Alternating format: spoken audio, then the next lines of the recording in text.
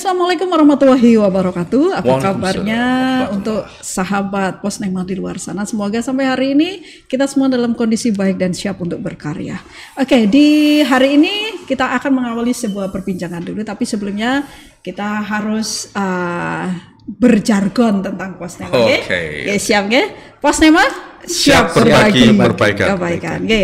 Jangan lupa untuk terus like, subscribe, dan memberikan komen di channel YouTube kita Semangat Gresik TV agar kita terus bersemangat untuk terus memberikan informasi-informasi dan juga kisah-kisah inspiratif. Mengapa begitu? Karena kita butuh sebuah contoh untuk menjadi lebih baik. Oke, di hari ini kita akan berbincang sebuah tema yang luar biasa, sebuah tema yang saat ini sedang viral karena memang saat ini sekolah-sekolah sedang menjalani apa yang akan kita bicarakan saat ini. Kita saat ini akan berbincang tentang implementasi kurikulum Merdeka, dan saya yakin di luar sana kita masih banyak butuh hal-hal yang berkenaan dengan materi kita pada hari ini. Nah, tidak tanggung-tanggung, pada hari ini kita akan berbincang dengan pakarnya, ahlinya, expert. Kita akan berbincang dengan Bapak Dr. Andes Suyatno, Magister Manajemen, Korwas, Koordinator Pengawas Cabang Dinas dan juga pelatih ahli. Selamat pagi dan assalamualaikum untuk Pak Yatno. Selamat pagi, waalaikumsalam warahmatullahi wabarakatuh. Cerah sekali hari ini. Alhamdulillah. Be happy. Cuma berkah. PPP cair, PPP-nya cair. Tadi malam ada berita baik. Saya selalu suka dengan berita-berita baik yang turun di malam Jumat. Ada banyak berkah. Dan kita juga didampingi dengan Wakil Kurikulum SMA Negeri 1 Manyar, Bapak Dr. Andes Ajmain MPD. Ya. Assalamualaikum Pak Ajmain. Waalaikumsalam Bu Nurul. Beliau adalah apa ini, punggawa? Oh, kok punggawa, apa itu? Kesatria. Pandeko ya. Kok punggawa saya? Pandeko. Jadi pelaksana kurikulum Merdeka di SMA Negeri 1 Manyar. Oke, semoga para sahabat Posnema di luar sana akan tetap bersemangat untuk mengikuti perbincangan hari ini, karena ini begitu luar biasa dan kita akan membutuhkan kayaknya. Oke, kita awali nggih. Kalau kita bicara tentang sesuatu program, pasti kita akan bicara tentang asal usulnya, bicara tentang filosofisnya, bicara tentang mengapa sih. Nah, kita ke Pak Yatno dulu sih. Sebenarnya apa sih yang mendasari sampai munculnya kurikulum Merdeka? Karena memang sebenarnya kurikulum 2013 kemarin sudah ideal sih kata beberapa orang. Ada juga yang mengatakan, oh ini karena penyempurnaan dari kurikulum darurat kemarin, seperti itu. Pripun menurut Pak Yatno? Oke, terima kasih. Jadi memang kurikulum Merdeka ini tidak ujuk-ujuk. Nah, jadi ini sudah berproses, kalau tidak salah mulai tahun 2020. 2020. Di situ pada saat terjadinya pandemi itu ya, kemudian di situ dimunculkan kurikulum darurat gitu, kurikulum kaitannya dengan pandemi, akhirnya ada kurikulum yang disederhanakan kan gitu kan. Nah, dan ini berlanjut. Nah, dari survei ya, ada namanya istilahnya dari learning loss gitu. Learning loss. Nah, ternyata dari survei ternyata bahwa sekolah-sekolah yang menerapkan kurikulum darurat gitu ya, itu nampaknya learning loss-nya itu tidak begitu besar gitu. Tapi sekolah-sekolah yang tertentu yang menerapkan kurikulum yang sebelumnya itu lebih parah lah begitu. Nah, dari sinilah terjadi penyempurnaan sehingga munculnya kurikulum prototipe gitu ya, kemudian sampai muncul ke kurikulum Merdeka. Jadi ini sudah berproses sebenarnya. Menarik, sangat menarik tadi. Ternyata bahwa asal usul dari permasalahan ini ternyata bahwa kita diawali dari proses pandemi karena terjadi loss yang luar biasa, hampir 30% bahkan 50% saat itu. Ternyata ketika kita mulai menjalankan kurikulum darurat di masa pandemi, ternyata learning loss-nya ternyata lebih kecil. Akhirnya muncul kesimpulan ternyata akhirnya disempurnakan sampai disempurnakan lagi, akhirnya munculnya kurikulum prototipe, kemudian sampai ke muncul kurikulum Merdeka ini. Intinya bahwa kurikulum Merdeka ini intinya lebih sederhana. Terus kemudian lebih fokus fleksibel, sesuai dengan karakteristik sekolah, kemudian juga karakteristik siswa, itu menjadi pertimbangan utama dalam rangka untuk bisa memberikan layanan sesuai dengan kebutuhan siswanya. Siap. Gitu. Satu, bahwa siswa tidak harus mempelajari banyak kurikulum dengan cara yang tergesa-gesa dan lain-lain, tapi kurikulum artinya kontennya tidak terlalu banyak, tapi lebih mendalam dan aplikatif. Begitukah? Jadi materi-materi yang ditampilkan di sana adalah materi-materi esensial. Materi-materi yang akan berdampak pada siswa di saat dia menjalani kehidupannya di waktu yang akan datang. Kira-kira apa dampaknya bagi dia? Manfaatnya apa? Bisa nggak apa yang dia pelajari itu bisa memberikan bekal bagi dia untuk mencari solusi di dalam kehidupan kesehariannya. Jadi kemarin saya sempat menerima materi tentang kurikulum Merdeka. Ini ada kalimat yang bagus untuk menjalani kehidupan mereka. Nanti suatu saat di masa depan mereka tidak harus berbicara, mereka tidak harus berpikir tentang integral yang rumit, bla bla bla yang rumit untuk menjalani kehidupan mereka. Tapi sebuah sikap, sebuah karakter yang baik yang membuat mereka bisa bertahan. Seperti itu kan? Betul. Kan di kurikulum Merdeka ini kan di fase E itu kan, fase itu kan belum ada penjurusan kan. Di fase E ini nanti siswa akan mencoba menggali gitu, mengidentifikasi potensinya. Kira-kira kedepannya orientasi karirnya apa ya, gitu ya.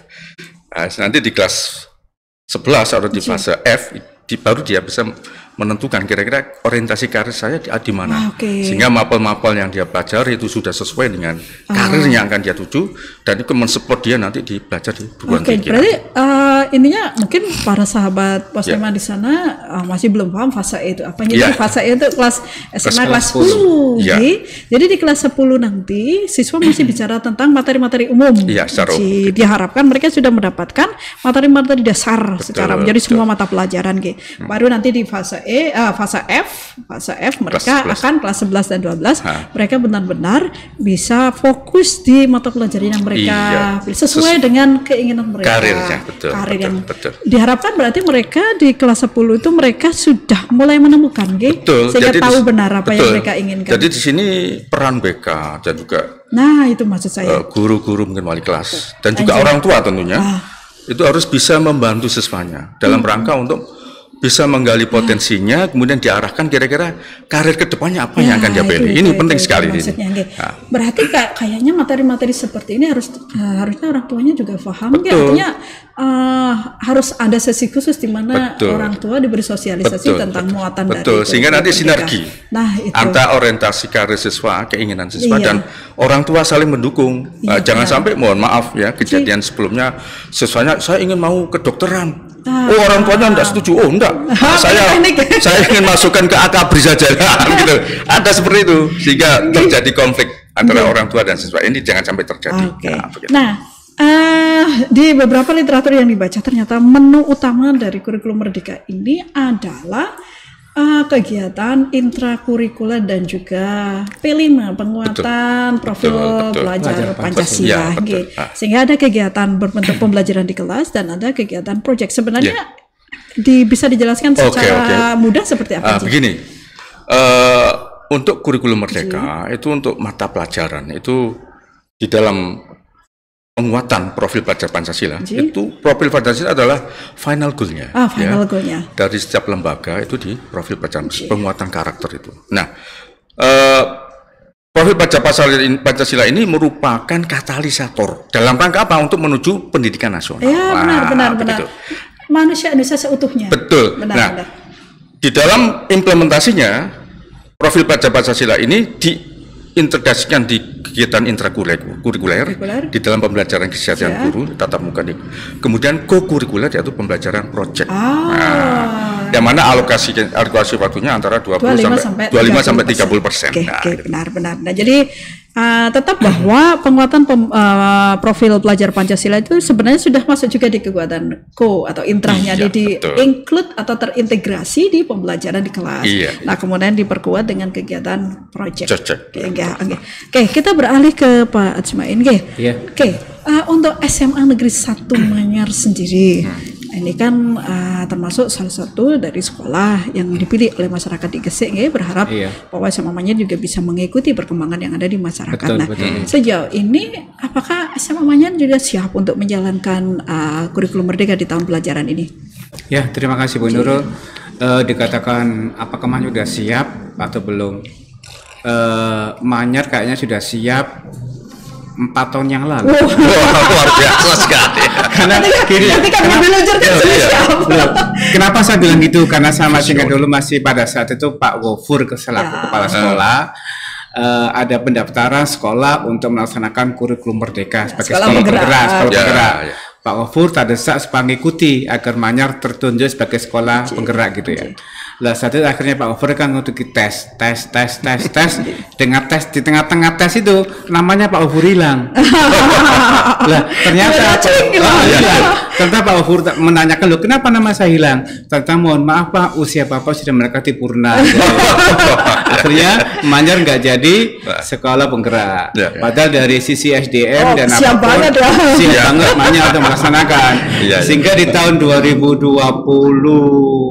kemarin pemerintah buka sekolah yang sudah siap boleh melaksanakan IKM secara mandiri. Langsung daftar di sekolah IKM. Betul. Dan tahun ini insya Allah kita sudah melaksanakan beberapa sosialisasi IKM ke Dewan Guru, dan insya Allah sudah siap untuk melaksanakan IKM di tahun 2022-2023 ini insya Allah siap. Kayaknya ini kan sebenarnya perubahannya cukup banyak dari 2013 ke kurikulum merdeka ini, mau dari perangkatnya, mau dari pendekatannya, bla bla bla. Nah ini menurut Pak Ajmain, kesiapan guru-guru SMA Manyar seperti apa nih? Kalau bicara kesiapan kayaknya tidak diragukan lagi. Luar biasa sekali. Manyar kan selalu yang terdepan, selalu yang di depan.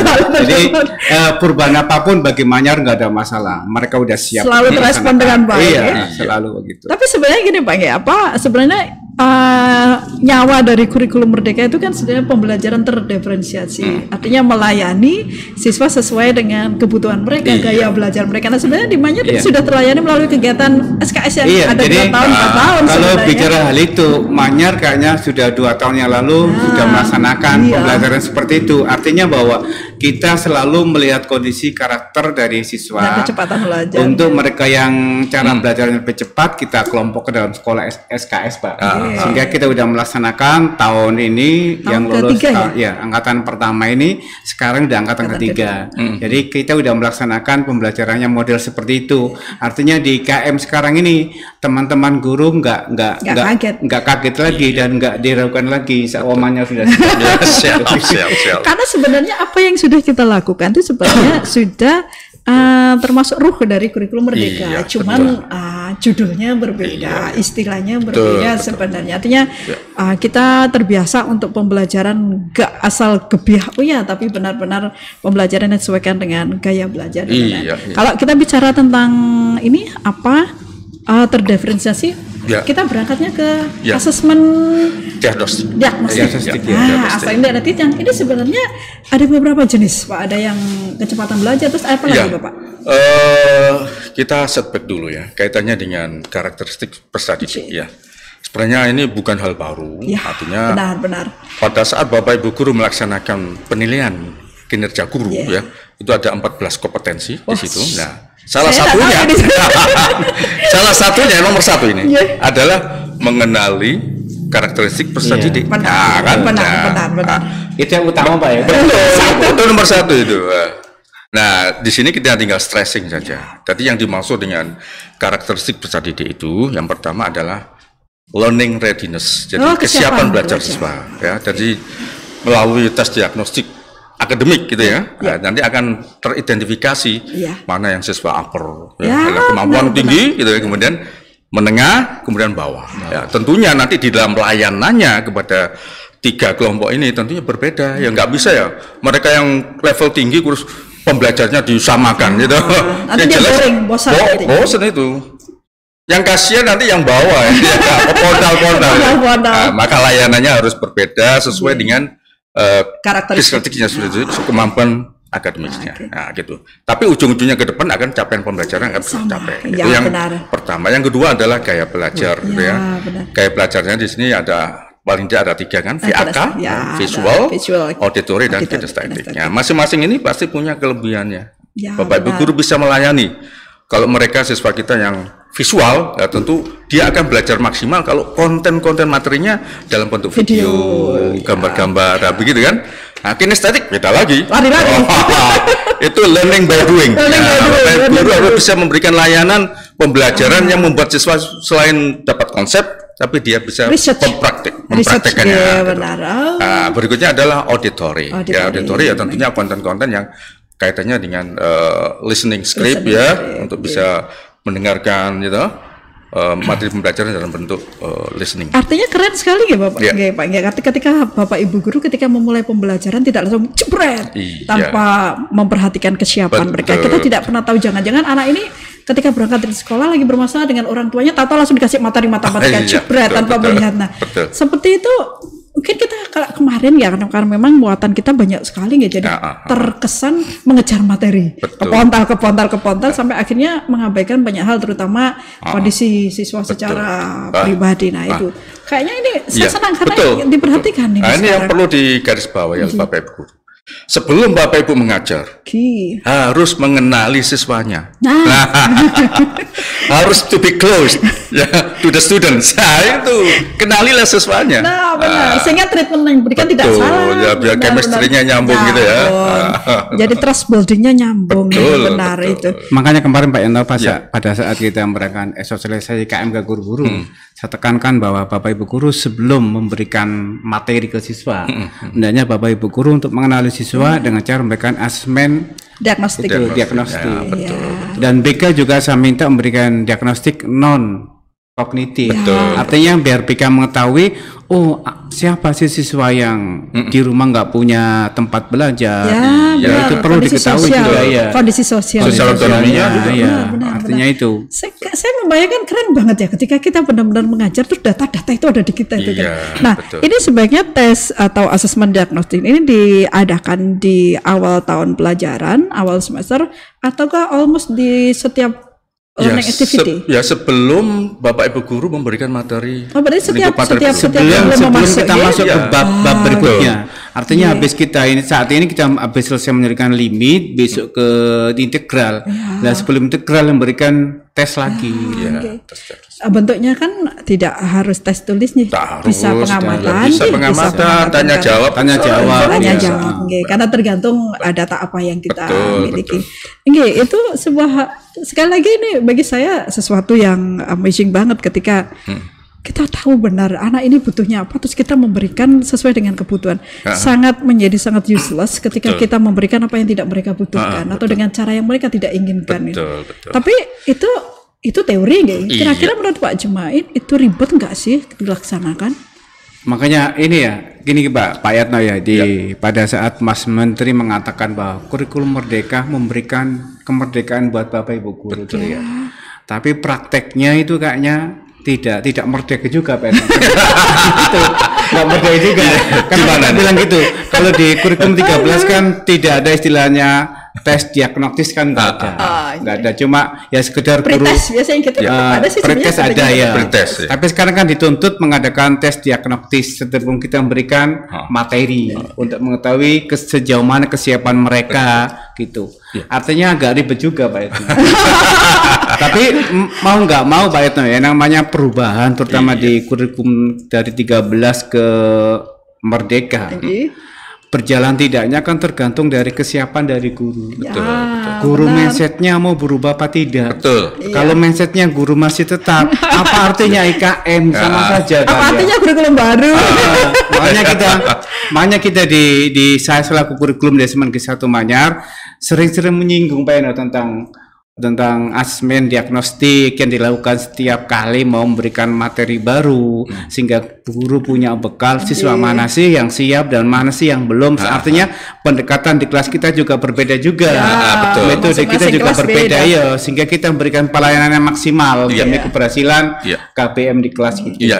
Jadi ini perlakuan kita benar-benar disesuaikan dengan karakteristik siswa, karakteristik materi, karakteristik sarana dan prasarana yang ada di situ. Nah, kalau kita ngomong asesmen, mumpung sudah masuk di asesmennya, ada asesmen diagnostik, ada formatif dan ada sumatif.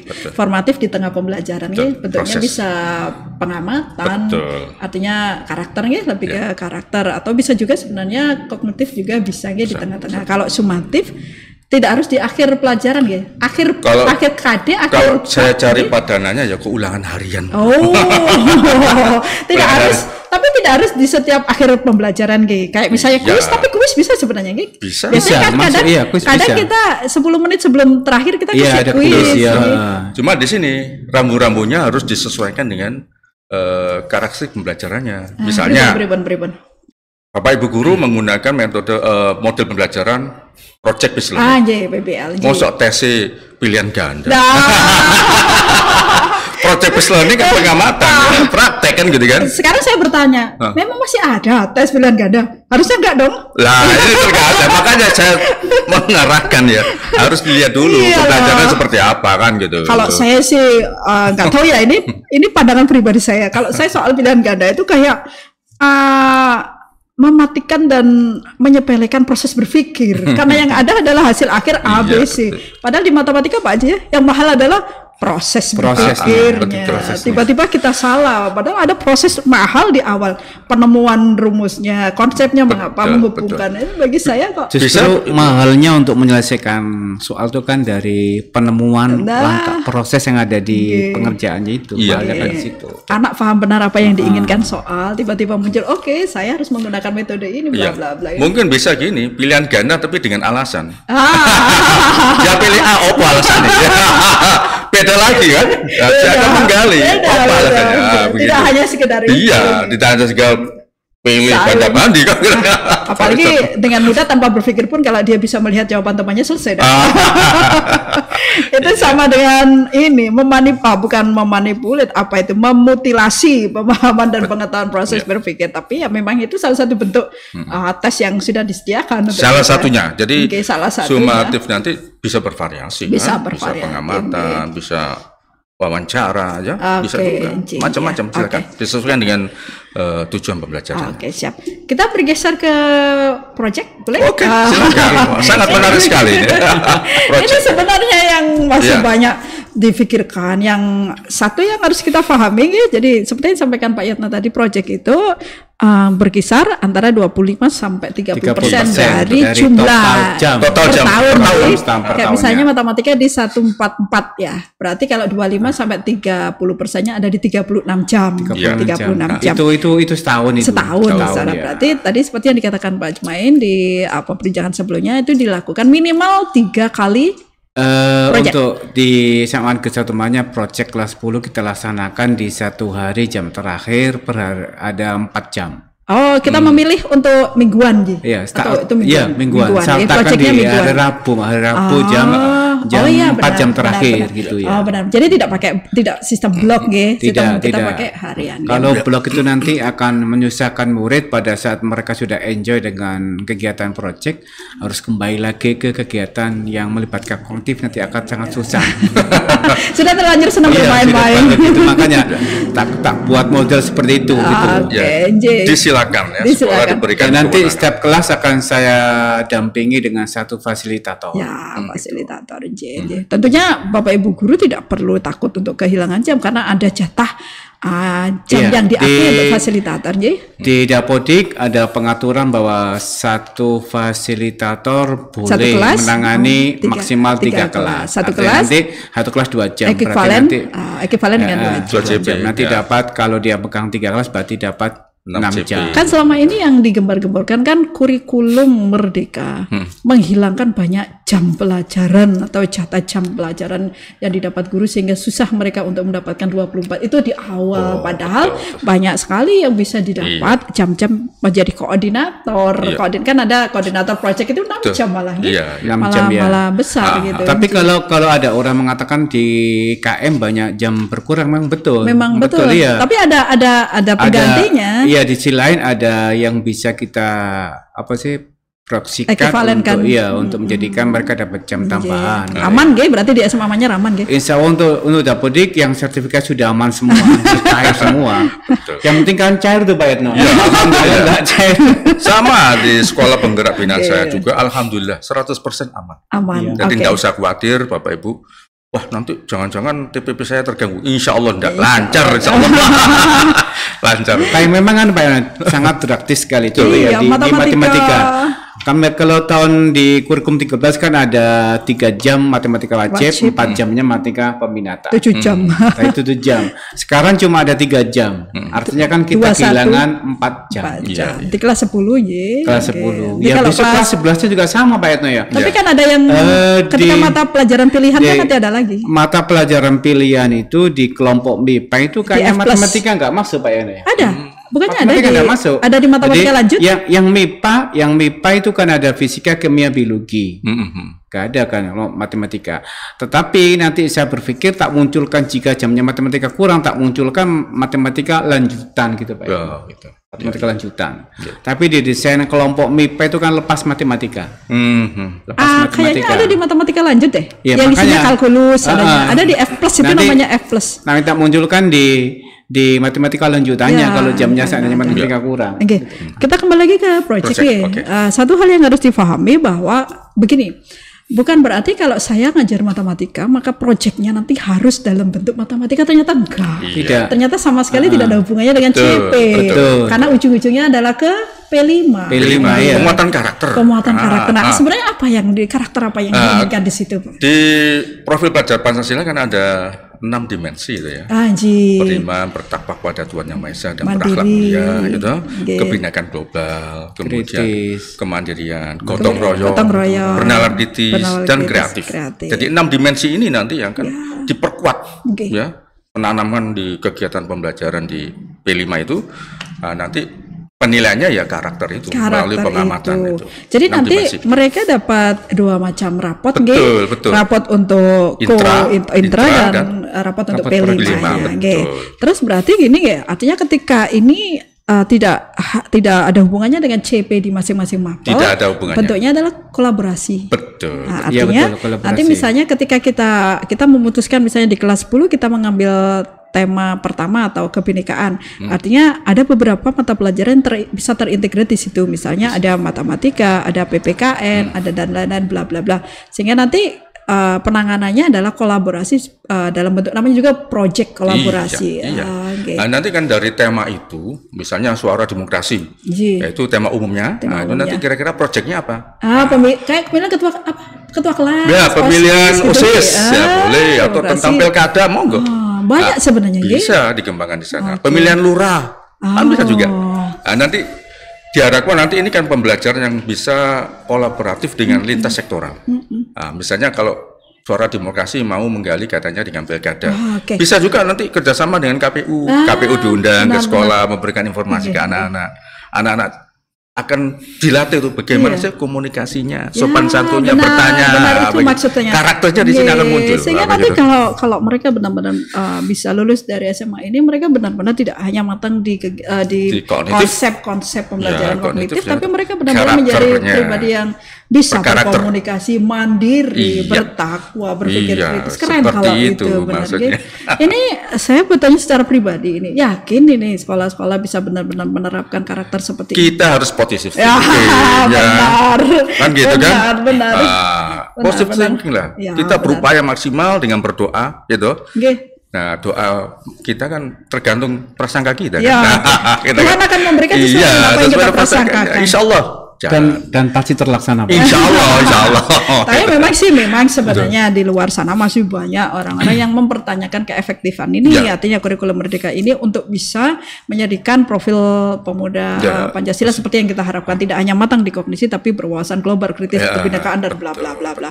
Tapi memang untuk mengawali segala sesuatu tidak mungkin orang bisa langsung menerima 100%. Cuman yang bisa kita lakukan adalah memberi bukti. Betul. Kita akan berproses menuju hal yang lebih baik kan. Benar. Hingga sebenarnya ini ya artinya kalau kita memahami benar, tapi sebenarnya memang jujur di awal-awal kita sempat ini Pak Haji ya, sempat ada banyak pertanyaan tentang kurikulum karena memang mungkin karena kita juga pengetahuannya waktu itu memang sedang belum cukup untuk bisa memahami. Artinya kan kita membandingkan begini. Oke, kita ternyata banyak bentuk penilaiannya seperti ini. Artinya siswa tidak diberi muatan kognisi yang banyak. Pikiran kita kan ke UTBK, iya. Ternyata saya baru paham ternyata bahwa karena sekarang sudah jadi satu ristek. Satu dikti, satu atap, sehingga kebijakan-kebijakan ini bisa link, sehingga bentuk masuk ke perguruan tinggi untuk asesmennya nanti bisa menyesuaikan, jelas beda. Dan ini saya berterima kasih sekali atas ini karena beberapa tahun yang lalu ini masih menjadi pertanyaan. Kira-kira nanti bagaimana? Jadi kayaknya mungkin bisa seperti di luar negeri nggak bentuknya nanti bisa kayak secara spesifik kami belum terima penjelasan itu kaitannya dengan rekrutmen ya siswa ke perguruan tinggi. Yang jelas kementerian sudah memikirkan. Siap itu saya yakin itu. Oke, saya yakin. Jelas berbeda dengan yang ada sekarang. Kan ini tahun kedua sebenarnya, betul. masih di kelas 11. Betul. Nanti saya yakin kita juga sama-sama berharap bahwa akan ada sebuah hal yang sehingga ini tidak ada putus, artinya tidak ada yang terputus di sini sehingga program ini dengan dikti saya sih berharap sama seperti sinergi. Seperti yang di luar negeri itu ketika kita mau meng-apply di sebuah perguruan tinggi di college itu kan lebih banyak ke isai, artinya ke profil diri kita seperti apa, sehingga mereka bentuknya interview tentang siapa diri kita. Jadi tidak melulu tentang angka 5, 6 yang kita belum tentu itu adalah nilai pure benar-benar menggambarkan ke kemampuan siswa. Betul. Berharap seperti itu. Oke. Nah, ini perbincangan yang menarik sekali, sebenarnya tidak cukup ya untuk satu sesi. Mungkin dilanjut sesi berikutnya. Boleh sih. Oke, ini sebenarnya kan ini nyentil sedikit nggak? Nyempil sedikit tentang apa itu perangkat pembelajaran. Biasanya KD, KI, kita sekarang ada muncul CP, TP, ATP, terakhirnya di modul ajar. Itu ribet nggak sih Pak sebenarnya? Sebenarnya kan sudah dilakukan guru. Iya sebenarnya. Istilahnya saja mungkin kayaknya. CP ya dulu ya seperti KIKD. Kemudian ATP ya kayak silabus. Kalau TP-nya itu tujuan pembelajaran. Tujuan pembelajaran kan diurutkan secara logis jadilah ATP. Itu kan seperti padanya kan silabus. Iya, sebenarnya kan dari CP itu KIKD muncul TP itu kan tujuan pelajaran. Tinggal nambahin siswa dapat.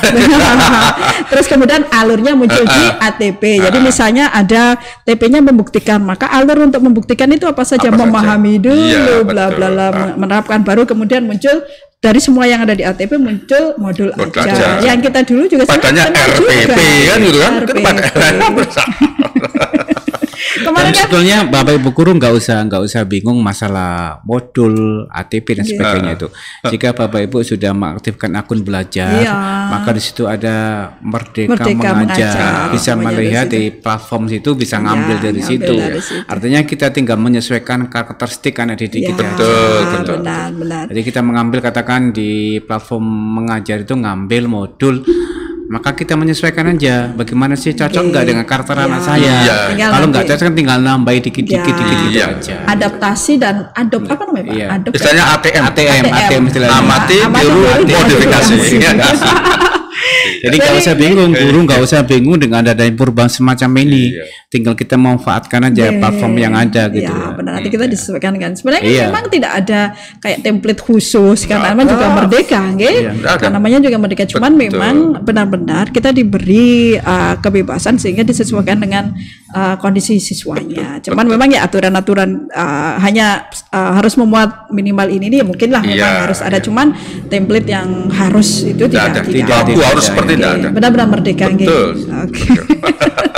Merdeka sekali. Cuman kan memang ya biasanya di tahun pertama Pak Haji ya. Kita ke K13 juga dulu di awal pertama juga sama. Ribet menentukan KI, K1, K2, K3, K4 itu juga apalagi matematika menerapkannya bagaimana.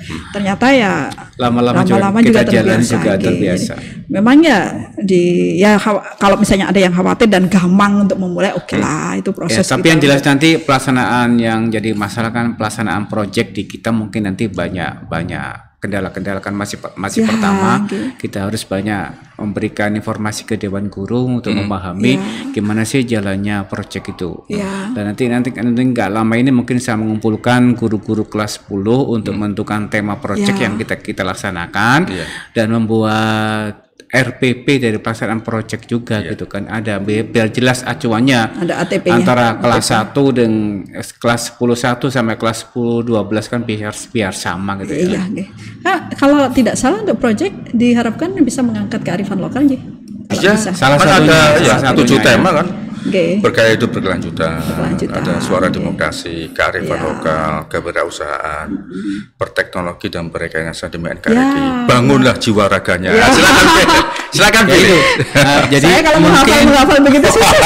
Mungkin di semester 1 ini di Manyar mengangkat tema kewirausahaan dan kearifan lokal. Karena memang sebenarnya Manyar adalah sekolah wirausaha entrepreneur.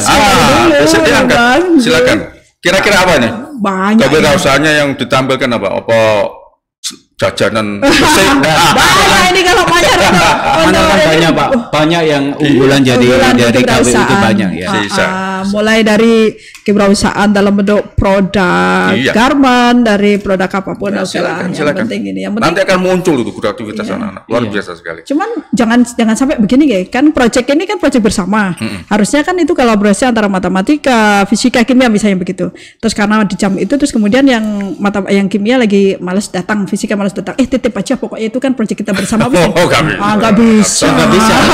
Itu nggak bisa. Kenapa? Kita kan memberikan informasi ke siswa banyak sekali terkait dengan bagaimana cara berpikir kritis mereka, bagaimana cara untuk menanamkan memunculkan ide-ide mereka, gitu kan, itu harus kreatif ya. Harus kreatif, harus didamping oleh fasilitator juga. Jangan anak-anak kerja kita ngopi. Pengamatan dong. Jangan lupa rapot kedua P5. Jangan-jangan kan memang tapi kita nggak boleh ngomongnya jelek-jelek lah. Kita katanya gitu harus afirmasi positif ya. Pasti bisa. Apalagi SMA. Dan nanti kan ada rapotnya juga dari proyek nanti. Rapotnya kan berupa rapot TK gitu Pak Etna. Deskripsi dari masing-masing kegiatan itu. Untuk memunculkan P5 itu kan harus pengamatan di fasilitator gitu. Oke, kita terakhir ya. Waduh, sudah lama nih. Terakhir ini tentang di kelas 11. Pelajaran pilihan, mata pelajaran pilihan. Kan ini mungkin untuk masyarakat awam disamakan dengan penjurusan, padahal tidak seperti itu. Artinya siswa benar-benar diberi kemerdekaan untuk memilih mata pelajaran karir sesuai dengan orientasi karir mereka. Yang ditawarkan apa saja Pak yang bisa mereka pilih? Dan berapa jumlah yang bisa mereka pilih? Tentunya kita harus survei dulu sumber daya sekolah. Jumlah gurunya seperti apa ya? Dipetakan dulu. Diberi keluasan itu kan merdeka. Kan sesuai dengan sumber daya sekolah dong. Kalau diberikan peluang penuh, nanti ada guru mapel tertentu banyak pilihannya, tapi lagi nggak dapat. Nanti tetap seperti itu. Tetap disesuaikan kondisi sekolah. Kemampuan sekolah, sumber daya gurunya seperti apa. Nanti kita lihat dipetakan di situ. Analisis konteksnya. Analisis konteksnya benar. Anak-anak bisa memilih berapa sih pilihan mata pelajaran? Maksimal 5 ya. Maksimal 5 per mapelnya 5 jam. Per minggunya. 20 JP Pak berarti. 25 JP maksimal. Ya, 25 JP. 41 ya. 4 kurikuler 1 project biasanya gitu. 41 ya. Memberikannya apa? 5 ke 5-5-nya di kurikuler atau bisa terserah juga. Bisa 4 di mapel rumpun dan bisa 1 vokasi. Ada satu. Iya, kalau ambil vokasi kan berapa? 2 jam Pak Baitna. 2 jam. Kalau vokasi 2 jam. Jadi kalau siswa ngambil 4 dari rumpun, 1 vokasi, nanti dia dapat 22 jam. Seperti SKS. Bukan ya, bukan. Oke. Tapi tentunya nanti ini kita akan dalami lagi untuk mata pelajaran pilihan di kelas 11 nanti kita akan nanti ketika anak-anak sudah mau masuk di pemilihan nanti di kelas kita akan buat podcast lagi yang biar orang tua bisa mendampingi putra-putrinya untuk pemilihan yang disesuaikan. Kan takutnya begini Pak, artinya kadang di kelas 10 pun siswa masih belum paham benar apa yang dia inginkan, apa yang dia sukai. Kadang ketika anak menyukai sebuah mata pelajaran karena dia suka gurunya. Lah ketika gurunya berbeda belum tentu dia menyukai mata pelajaran. Nah, hal-hal seperti itu yang nanti butuh pendampingan dari orang tua. Ini ada sedikit tip. Saya dulu pernah bekerja sama dengan Indonesia Mas dalam menggali potensi anak. Yang pertama adalah identifikasi kemampuan dulu. Anak-anak dicoba untuk melihat rapotnya, ya raport sebelumnya kira-kira di mana sih kekuatan dia gitu. Setelah itu baru anak-anak melihat berbagai macam karir yang ada di sini, yang kira perspektif. Silakan anak-anak milih, ya baru memutuskan karir apa yang dia inginkan, ya, berdasarkan eksplorasi evaluasi diri anak dari kemampuan dilihat dari rapotnya, gitu kan. Kemudian mungkin prestasi pembelajarannya seperti apa yang masalah itu sebagai bekal dia dalam rangka untuk menggali potensinya ke orientasi karirnya. Berarti informasi-informasi tentang karir, terus kemudian peluang karir itu, terus karir ini berhubungan dengan kecakapan apa itu harusnya sudah diberikan di kelas 10 ya? Harusnya. Ya harus mencari ini. Harus dibantu siswanya. Artinya di sekolah pihak sekolah melalui BK, artinya sudah mulai memberikan pendampingan jenis ini loh karir yang bisa dipilih anak-anak. Kalau cakap begini berarti misalnya cakap di matematika pilihan karirnya itu gambaran itu sudah mulai muncul di kelas 10 ya. Makanya di kelas 10 kan BK kan mengadakan tes itu ya, tes untuk IQ kayak gitu. IQ juga ya, ada tes pemahaman kemampuan karir mereka gitu ada nanti gitu. Kan ada proposal karir gitu. Nanti ada tes gitu sehingga tatkala siswa di kelas 10 kan sudah bisa meraba-raba dirinya. Kecenderungannya saya ternyata cenderungnya ke teknik, saya ke kedokteran kan. Nanti di kelas 11 baru dia milih mapel yang dia sukai gitu ya. Jadi kelas 11 nanti pada saat dia kelas 11 materi umum wajib diambil ditambah dengan 3 mapel atau 2 mapel dari rumpun yang sama, 1 mapel dari rumpun yang lain atau dari vokasi gitu. Contohnya saya kepingin arahnya ke kedokteran, maka di rumpun MIPA saya ngambil biologi, kimia, atau mungkin nanti di rumpun IPS-nya saya ambil sosiologi dan bahasa Inggris itu bisa gitu. Artinya kan mapel yang cocok mendukung dengan karirnya dia sebagai dokter gitu loh. Jadi gitu, jangan asal pilih gitu ya, jangan asal pilih. Artinya disesuaikan dengan karirnya ke depannya dia ngambil apa, mau kemana itu disesuaikan dengan mapel yang dia pilih. Benar, ini menarik nih karena akhirnya siswa menjadi tahu benar apa yang dia tuju di 5 tahun ke depan. Jadi sejak mulai dari kelas 10 dia sudah punya.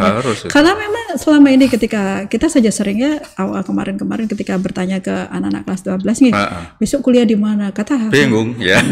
Pengen mau kemana? Kata tahu. Itu sudah telat itu, Pak. Kadang anak IPA, kamu besok kemana? Ambil ekonomi, manajemen. Ngapain kamu ke IPA? Kenapa nggak dulu ambil PS? Mama Pak yang nyuruh.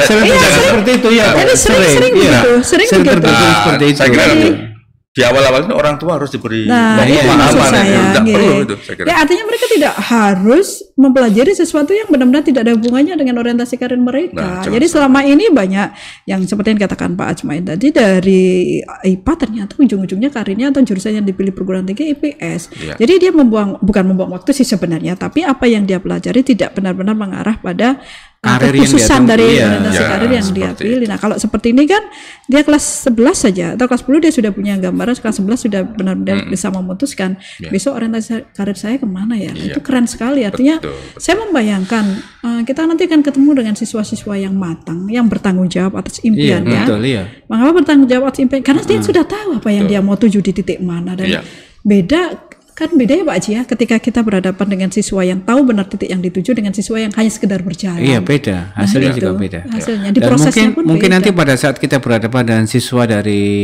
IKM ini, mungkin pada saat dia kelas 11 milih mapel yang dipilih sesuai dengan ke depan karirnya dan di kelas pun pembelajarannya akan lebih matang. Karena dia betul-betul memahami, saya arahnya ke sana besok. Sehingga tatkala dia belajar biologi, belajar fisika, kimia sesuai dengan arah kedepannya, maka dia akan sungguh-sungguh mempelajarinya gitu. Lebih semangat itu ya. Lebih semangat, nggak merasa tertekan, saya nggak suka ini, nggak suka. Makanya dikatakan merdekanya di situ, merdekanya itu. Kalimat bagusnya sebenarnya begini ya. Dia belajar tentang sesuatu yang memang ingin dia pelajari, bukan sesuatu yang harus dia pelajari. Iya, gitu betul. Tentu saja beda. Beda ya. Beda tentu saja. Kalau harus mereka pelajari kan kadang-kadang kan muncul rasa malasnya, nggak senangnya kadang-kadang muncul. Kan bukan passion mereka. Iya, tapi kalau sudah milih yang dia pelajari, pasti dia kan lebih fokus. Maksudnya dia senang, nggak ada jenuhnya. Oh, saya nggak suka ini kan nggak mungkin. Karena memang pilihannya dan sesuai dengan passion kedepannya. Kalau ini semuanya kita memahami ini dengan cara yang sama, kayaknya kita akan mempunyai semangat yang sama loh ya. Iya. Daripada kalau kita memahami ini setengah-setengah, beda loh ya. Beda terus kemudian menginterpretasikan sendiri dengan kekacauannya sendiri. Akhirnya kesimpulannya nggak bagus. Akhirnya muncul sikap guru yang tidak bagus juga. Maka berharap kita bisa terus, semoga kita benar-benar bisa terus mengkaji ini untuk apa ya. Ini bekal kita untuk terus berpikir dan bersikap positif terhadap perubahan yang terjadi. Oke, kayaknya kita sudah melampaui waktu yang sudah ditentukan. Dan ini jargonnya learning based on your passion. Oh, benar, learning based on the passion. Oke, benar-benar hanya berdasarkan passionnya. Mereka tidak mempelajari sesuatu yang tidak mereka ingin pelajari. Di situ merdekanya di situ. Ada rasa yang terlibat di sini. Oke, ini sebuah hal yang menarik. Saya pikir kalau memang kita akan buat mungkin episode kedua, episode ketiga, dan karena memang ini yang kita butuhkan untuk proses di kurikulum merdeka ini. Nah, agar kita terus nanti bersemangat, jangan lupa untuk terus like, subscribe, dan aktifkan tombol notifikasi ting-ting di channel YouTube kita di Semanema Gresik Official TV. Ada TV-nya di belakang. Oke. Tetap semangat untuk sahabat Semanema, dan kita akan terus untuk berkembang dan berproses untuk bagaimana caranya kita sebagai Bapak Ibu guru dan Anda atau siapapun di sana sebagai siswa atau orang tua, kita akan berproses bersama-sama untuk menghasilkan sebuah produk yang sama, yaitu manusia Indonesia seutuhnya. Terima kasih atas apa yang sudah terjadi hari ini. Semoga kita akan terus untuk mempunyai keinginan dan energi yang positif untuk terus berbagi hal baik. Oke, terima kasih. Mohon maaf atas segala yang kurang berkenan. Kita lagi yuk, Posnema siap berbagi kebaikan. Oke, terima kasih. Assalamualaikum warahmatullahi wabarakatuh. Waalaikumsalam warahmatullahi wabarakatuh.